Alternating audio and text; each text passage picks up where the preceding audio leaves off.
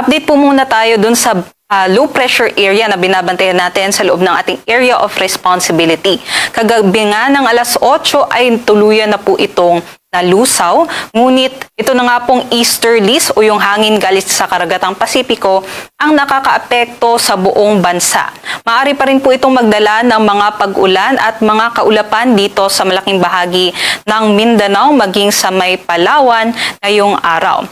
May binabantayan din tayo na bagyo na nasa labas pa ng ating Philippine Area of Responsibility. Itong tropical storm na may international name na Hagupit. Kanina nga ay ito'y huling namataan 1,615 kilometers sa silangan ng northeastern Mindanao. Tropical storm category pa rin at may taglay na hangin na aabot sa 75 kilometers per hour at pagbugso na abot sa 90 kilometers per hour. Sa kasalukuyan, kumikilos po ito pa west-northwestward sa bilis na 20 kilometers per hour. Alamin po muna natin ano kaya ang mangyayari dito sa bagyong ito at paano ito makakaapekto sa ating bansa.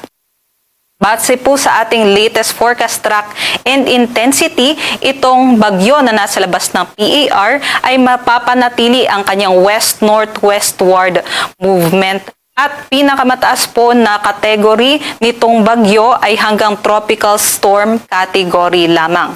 Maaari nga po itong pumasok ng ating area of responsibility bukas ng gabi o madaling araw ng linggo. At pagpasok naman po ng ating PAR, ang nakikita natin sa ngayon na ay hihina po itong bagyong ito.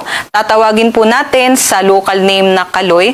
Ngunit pagpasok nga dito sa may Philippine Sea, maaaring maging tropical depression category na lamang po ito o posible din po dahil hindi po favorable yung conditions dito, no?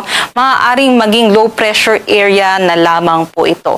Ngunit magdadala pa rin po ito ng mga pag-ulan at maaari din pong magdala ng mga kaulapan dito po sa may eastern sections ng Visayas and Southern Luzon pagsapit po ng Lunes hanggang sa Martes.